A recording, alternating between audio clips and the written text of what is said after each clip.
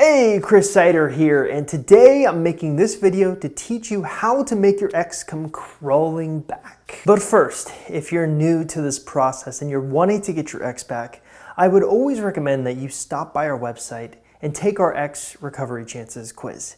It's a simple 2-minute quiz designed to help you understand if this is worth your time or even if you have a chance of getting your ex back. Taking the quiz is super simple. All you have to simply do is look in the description link below this YouTube video. You click on that and it will take you right to where you can take the quiz. So with that in mind, take the quiz again. Let's begin. So, how do you make your ex come crawling back?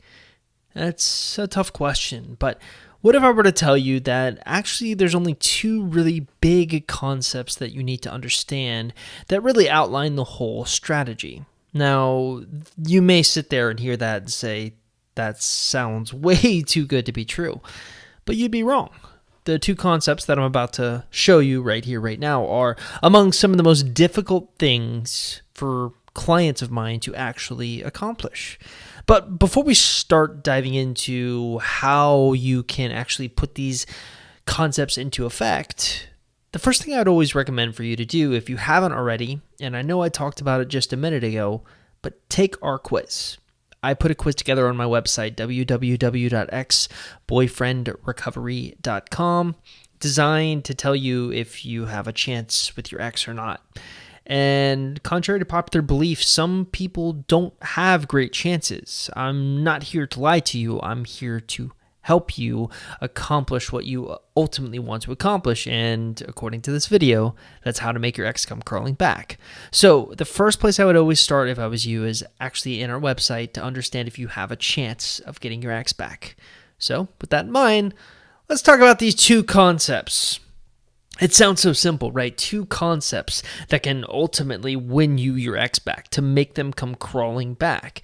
And I think ultimately the thing you need to understand about these two concepts is not only will they teach you how you're supposed to get your ex back, and what we have found on ex-boyfriend recovery and my team have found to be the most effective method towards getting an ex back, but I think it can also tell you a lot why people fail when they do try, when they don't have these two concepts down. So what are these two concepts? Well, the first concept is actually timing. I know that sounds kind of weird to hear me say timing, right? But consider it for a moment. Let's say you and your ex go through a breakup, and the breakup is pretty rotten. So rotten, in fact, that you're throwing things at each other, calling each other names, saying you hate each other, stuff you ultimately can't take back, stuff that sticks with you for days after this event happens. Of course, days after this event happens, you start to daydream about what things used to be like. You miss the old patterns that you used to have together. And ultimately, you want your ex back. So you try to get them back. You beg for them back. Get on your hands and knees. The problem is the timing isn't right. See, timing is a tricky thing. Timing really doesn't always work out. The best time to get your ex back is not right after they've broken up with you. In fact, this is why when you beg for your ex back, most of the time you fail, because you're begging for your ex back ultimately right after they've broken up with you.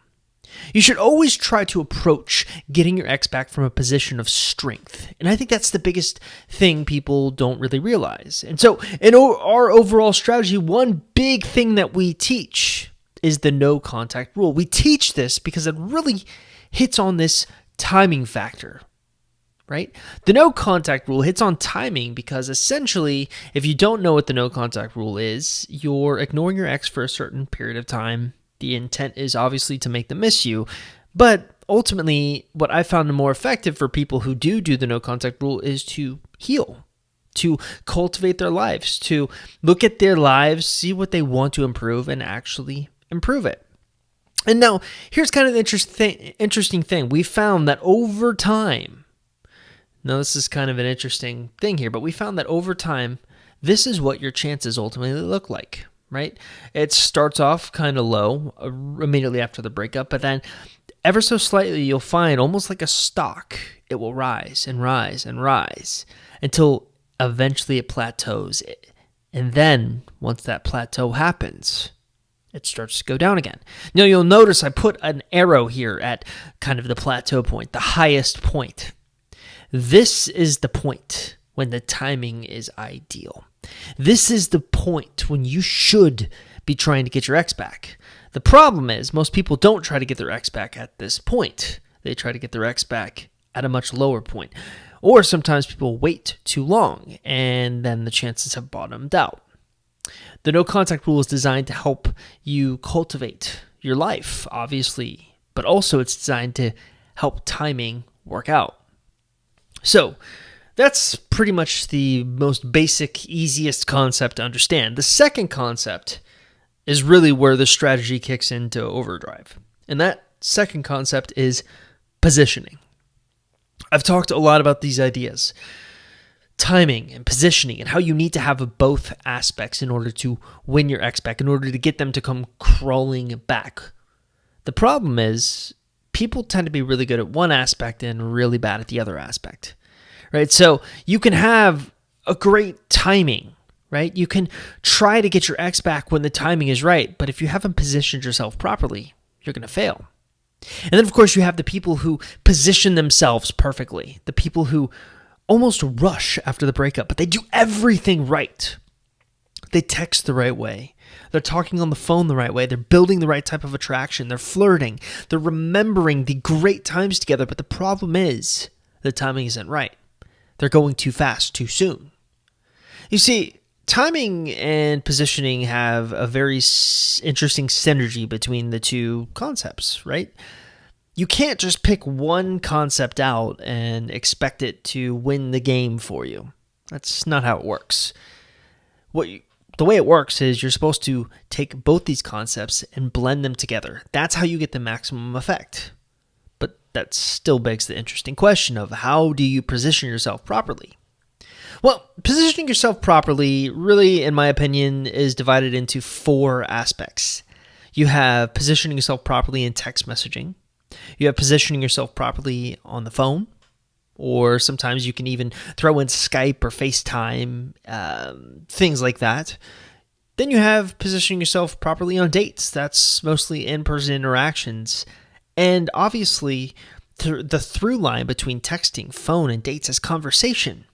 That is the mode in which you position yourself properly, the vehicle, if you will. You're not going to be able to position yourself at all unless you can have a good conversation with your ex. Now, I know I'm being very vague. You're wanting the details, and I'll tell you how to get the details in a minute. But first things first, I need you to understand the overall strategy. I need you to buy into this because this is something that you just cannot do half measure. You have to pour yourself into this. This needs to be a full measure type thing for you.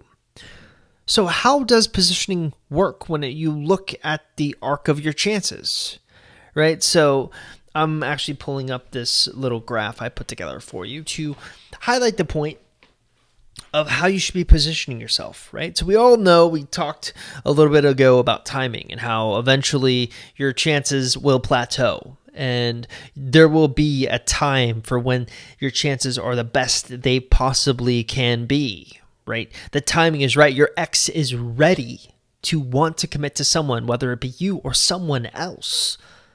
And then, of course, your chances go down, right? Now, the big mistake is you can't just expect timing to work out and just ask your ex out when the time is right. You're going to fail. I've seen it time and time again.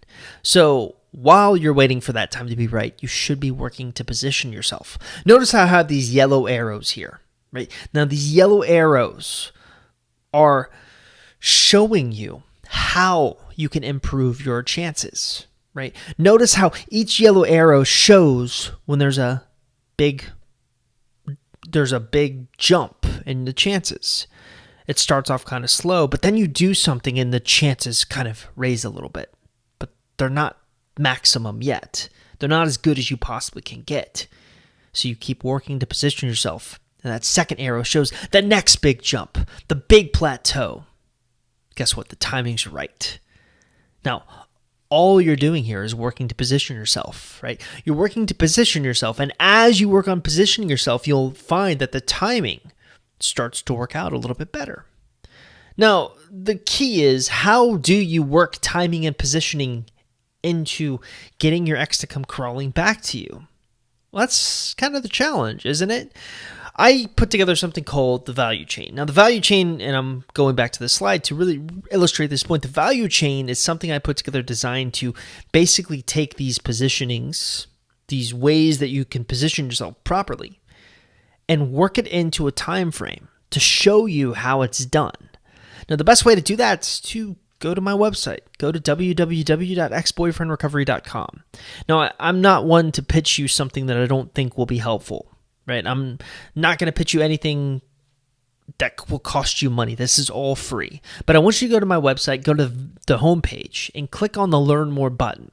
That will take you to the Start Here page, where I basically break down the value chain and also break down some of my beliefs and how I use the Socratic method to get to the bottom of what is true and what works and what doesn't work. So that's my big recommendation for you. That's my big recommendation if you want to learn how to properly position yourself and also how to really get the timing to work in tandem. Remember, you can't just expect one of these methods to win you the game.